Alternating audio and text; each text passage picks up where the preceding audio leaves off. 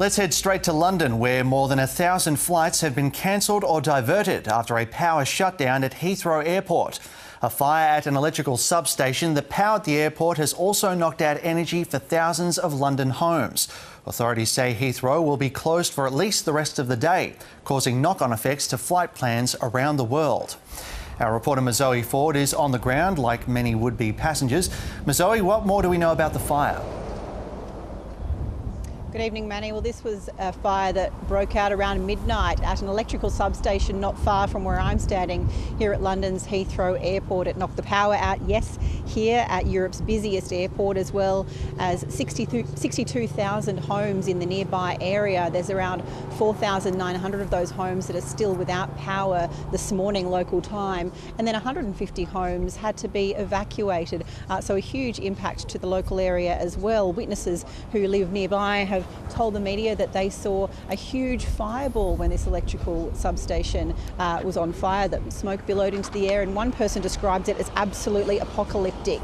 Questions are now being asked as to how the power for Europe's busiest airport relied on just this one electrical power substation, and also what backup plans for power at the airport were in place and why they didn't kick in.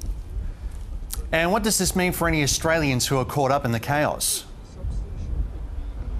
Well, there's 1,300 flights around the world, Manny, that have been affected by this. 120 planes were in the air at the time, including transatlantic flights, as well as flights coming from Asia, from Australia.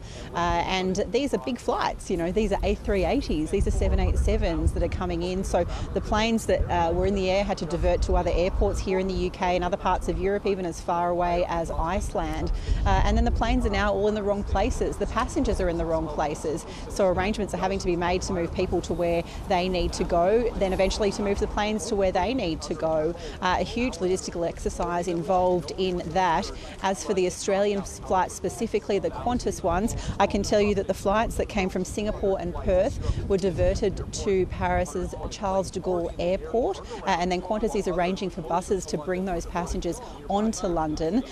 Also, the London to Perth flight tonight has been cancelled. London to Singapore likely to be impacted, Qantas says, but I would say that that's almost a surety that that's cancelled. And then QF1 from Sydney via Singapore to London not affected at this stage. QF9 from Perth to London not affected at this stage, because the hope is that when this airport opens at midnight local time, that these flights will be able to come in the next day and bring those passengers from around the world. But the reality is there is going to be knock-on effects for days, Manny, as this airport gets back up to speed, and then all of those flights, passengers, crews and logistics get sorted out. And just on that, Mazoe, when is Heathrow expected to be fully operational again? Well, they're saying they're going to open at midnight, but of course that's just the opening of this particular airport. All the flow-on effects around the world are expected to take days to resolve. If history is anything to go by, I covered the Icelandic volcano back in 2010 that erupted and shut this airport down for days, Manny, and they couldn't get all the planes and passengers and crews in the right places for some time. There were flow-on effects for days. Heathrow is telling us that things will start to get back on track from midnight, that their backup systems will start to come online, systems can reboot. So we'll keep across it and bring you any information back on the ABC News throughout the night and in the morning. Said to be a stressful few days for a lot of people involved. Mazoe Ford joining us there from London. Thank you. And authorities have been speaking at the airport. Let's listen in. Good morning, everyone. I'm Jonathan Smith. I am Deputy Commissioner with the London Fire Brigade. So at 2023, on the evening of the 20th of March, London Fire Brigade received 212 calls to a fire in a high voltage substation near Heathrow Airport. The fire involved a transformer comprising of 25,000 litres of cooling oil fully alight. This created a major hazard due to the still live high voltage equipment and the nature of the oil-fuelled fire. LFB was in close contact with Blue Light Partners overnight, and at 0042 the Metropolitan Police declared a major incident. This remains a very visible and significant incident. Our firefighters worked tirelessly in challenging and very hazardous conditions to bring the fire under control as swiftly as possible. As of the most recent update that I have received, approximately 10% remains alight, and we are working with SSE to safely resolve this incident. As a result of the incident, 67,000 households were left without power. Currently, 5,000 homes remain without power. There remains no power at Heathrow Airport Terminal 2 or Terminal 4. The incident caused London Heathrow to close the airport and planes to be rerouted. We continue to work very closely with our partners to minimise disruption.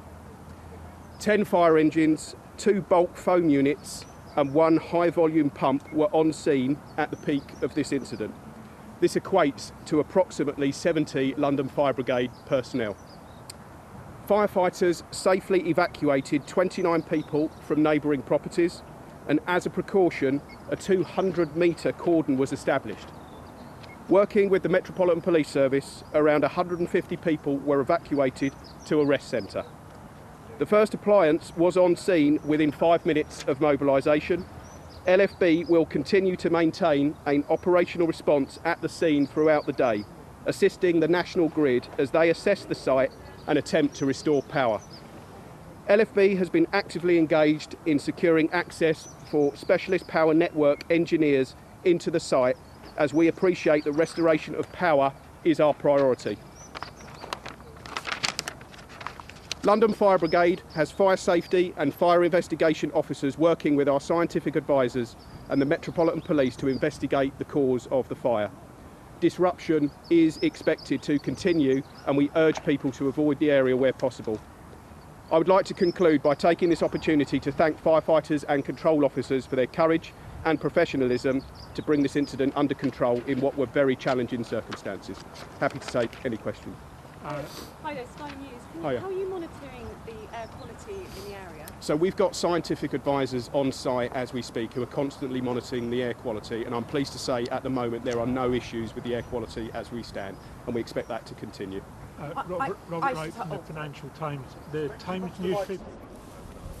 And our reporter Mazoe Ford is still on the line with us. So Mazoe, you managed to listen into some of that press conference there. We are hearing that 5,000 homes remain without power. There's no power at Terminal 2 or Terminal 4 there at Heathrow. Planes have been rerouted and 70 London Fire Brigade personnel were called to the scene, 150 people evacuated. Those are quite big numbers there, quite a serious situation. Yes, and it was declared a major incident in the early hours of the morning here, Manny, because that is the scale of this. It's not just the fire at the substation, it is the cordon, a 200-metre cordon that we heard about there.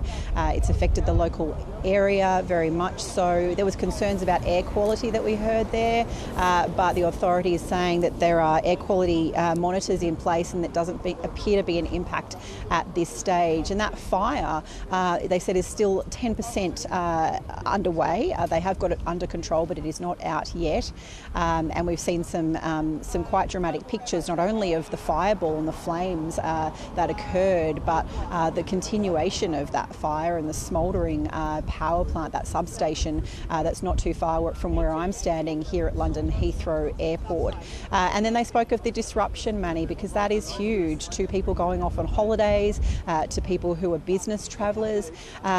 There are people stranded in airports now that they didn't intend to go to. I was reading about a woman who was due to go to London, is now sitting in Barcelona. We know that a British Airways flight due to land here has been rerouted to Iceland. We also know about Frankfurt and Amsterdam receiving planes. The Australians on board Qantas flights have been taken to Paris, Charles de Gaulle Airport there, where Qantas is arranging for buses to bring them up to London. So there is a huge logistical effort now going on across many industries to not only move passengers into the right places, but then turn their attention forward to when the airport does reopen here, how do they get the planes back in all the right places? Because right now planes that were due to be here in Heathrow, that were due to then take off from Heathrow and go to other destinations, are in completely different countries. So there is a lot to work through, and even though Heathrow says that the plan is to open at midnight local time, you can expect that knock-on effect, Manny, to go for days. Mazoe Ford joining us there from London